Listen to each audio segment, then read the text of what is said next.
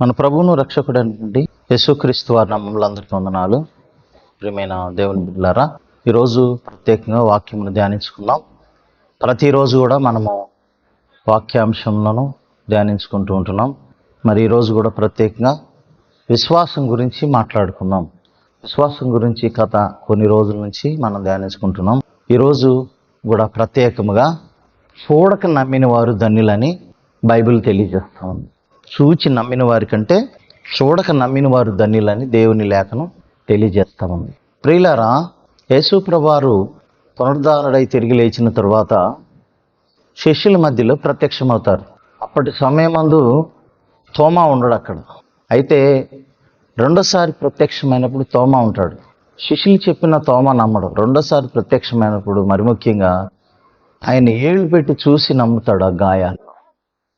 ప్రభువారు అంటారు, నువ్వు చూసి నమ్ముతున్నావు తోమా, చూడక నమ్మిన వారు ధన్యులు అంటున్నావు. ప్రియమైన దేవుని బిడ్డలారా, మరీ వచ్చి గబ్రియల్ దూతతో నీ గర్భంలో లోకరక్షకుడు పుడతాడని చెప్తా ఉన్నప్పుడు ఆమె ఒక పెళ్లిగాని స్త్రీ ఏ విధంగా నేను గర్భం దారుస్తాను అనేక సందిగ్ధంలో పడిపోయింది. ఆ పరిస్థితి ఏంది, నా భవిష్యత్తు ఏంది సందిగ్ధంలో పడిపోయింది. అయినప్పటికీ ఆమె విశ్వసించింది. ప్రియమైన దేవుని బిడ్డలారా, ఆ లోకసువార్తలు మనం చూస్తాం. 1వ అధ్యాయం 45 వచనం. నమ్మిన ఆమె ధన్యురాలైంది. నమ్మింది కాబట్టి ఆమె పెళ్ళి లేదు, గర్భఫలం రాలేదు. పరిశుద్ధాత్మ ద్వారా నువ్వు గర్భము ధరించబోతున్నావని గబ్రియల్ దూత మరియతో చెప్తారు. చెప్పినప్పుడు మరియ నమ్మటం గొప్ప విషయం. ప్రియమైన దేవుని బిడ్డలారా, ఆమె చూసిన విషయం కాదు. అదే రీతిగా పాత నిబంధనలో కూడా మనం చూస్తాం. అబ్రహాం హెబ్రీయులకు రాసిన 11వ అధ్యాయం 8వ వచనం. ఎక్కడికి వెళ్ళాలో ఎరుగుడు, మరి ఏ ప్రాంతానికి వెళ్ళాలో తెలియదు, ఎవరు నన్ను పిలిచారో కూడా తెలియదు. అలాంటి పరిస్థితులు దేవుడు పొమ్మన్న ప్లేస్కి వెళ్ళి శ్వాసలకి తండ్రి అయ్యాడు. కార్యాలను చూశాడు. మనము భవిష్యత్తులో ఏమవుతామో మనకు తెలియదు ప్రియులారా, కానీ దేవుడికి తెలుసు. కానీ మనం దేవుడి చేతుల్లో ఉన్నాం కాబట్టి మనల్ని మంచిగానే దేవుడు ఉంచుతాడనే గొప్ప విశ్వాసం మనలో ఉండాలి. ముఖ్యం అది. ఇప్పుడు మనం దేని కొరకు ఎదురు చూస్తా ఉన్నాం? ఆ పరలోకం కోసం ఎదురు చూస్తున్నాం. కాబట్టి పరలోక రాజ్యాన్ని మనం ఎవరు చూడలేదు, అది ఎట్లా ఉందో చూడలేదు. కానీ వాక్యంలో తెలియపరచబడుతుంది. ప్రకటన గ్రంథంలో అక్కడ నెమ్మది ఉంటుందని, దుఃఖం ఉండదని, మరణం ఉండదని, ఇక్కడ సంపూర్ణంగా దేవునితో మనం ఉంటామని, ఆయన మనకు తండ్రిగా, మనం ఆయన పిల్లలుగా ఉంటామని లేఖనం తెలియజేస్తూ ఉంది. అంతేకాదు, దేవుని రాజ్యం అంటే భోజనం పానము కాదు, కానీ పరిశుద్ధాత్మ యందలి ఆనందము, నీతి, సమాధానం అని అంటున్నాడు. అంటే సమాధానం ఉంటుంది అక్కడ, ఆనందం ఉంటుందని మనం చూస్తాం. ఈ విషయాలే మనం బైబిల్లో చూసాం, కానీ ప్రత్యక్షంగా చూడలేదు. మనం పరలోక రాజ్యాన్ని చూడకుండా నమ్ముతున్నాం కాబట్టి, ఆయన అందు విశ్వాసం ఉంచుతున్నాం కాబట్టి, విశ్వసించి ప్రార్థన చేస్తున్నాం కాబట్టి మన విశ్వాసం గొప్పది. ఎవరైనా కొన్ని ప్రత్యక్షతలు చూపించి ఇది జరుగుతుంది చూడండి, మీరు నమ్మండి అని చూపించే కంటే అదృశ్యంగా ఉన్నటువంటి దేవాతి దేవుణ్ణి మనం నమ్మి విశ్వసించడం అనేది గొప్ప కార్యం. చూడక నమ్మిన వారే ధన్యులని బైబిల్ తెలియజేస్తాం. కాబట్టి ప్రియులారా, ఆ రీతిగా, ఎందుకంటే మన పట్ల దేవుడు ఒక గొప్ప ప్రణాళిక వేశాడని మనకు తెలుసండి. మన తలంపులు వేరు, దేవుని యొక్క తలంపులు వేరు. మన ఆలోచనలు వేరు, దేవుని యొక్క ఆలోచనలు వేరు. చూడండి, 1 పేతురు 1వ అధ్యాయము 6 నుండి 8 వచనాలు మనం గమనించినట్లయితే, మీరు ఆయనను చూడకపోయినా ఆయనను ప్రేమించుతున్నారా?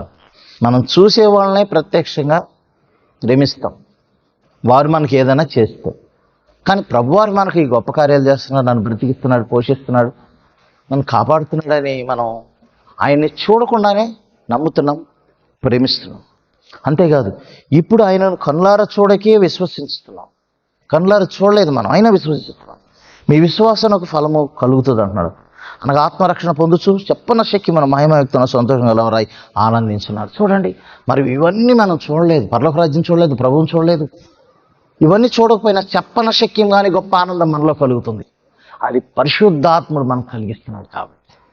కాబట్టి మనము చూడక నమ్మితేనే ధన్యులం అవుతాం, చూసి నమ్మితే కాదు.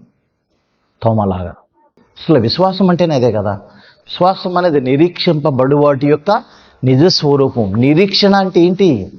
ఎదురుచూపు, రాబోయేదానికి ఎదురుచూపు. అంటే అది మనం చూడాల, తర్వాత చూస్తాం అది.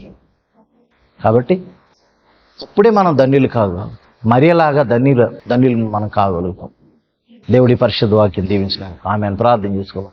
మమ్మల్ని మిక్కిలిగా ప్రేమించిన ప్రియ పరలోకపు తండ్రి, అయా మరియ శిశువును చూడలేదు, కానీ పరిశుద్ధాత్మను గర్భం ధరిస్తామన్నప్పుడు తను కన్యగా ఉన్నప్పుడు ఆయన విశ్వసించింది కాబట్టి ఆమె ధన్యురాలైంది. ఆ రీతిగా మేము కూడా ఇప్పుడు పరలోకం మేము చూడలేదు, మిమ్మల్ని కనులారా చూడలేదు, అయినప్పటికీ ఈ శ్రమలను, ఈ బాధలను, ఇబ్బందులను, లేకపోతే భయంకరమైన పరిస్థితులు మేము ఎదుర్కోగలుగుతూ ఉన్నాం విశ్వాసం ద్వారా.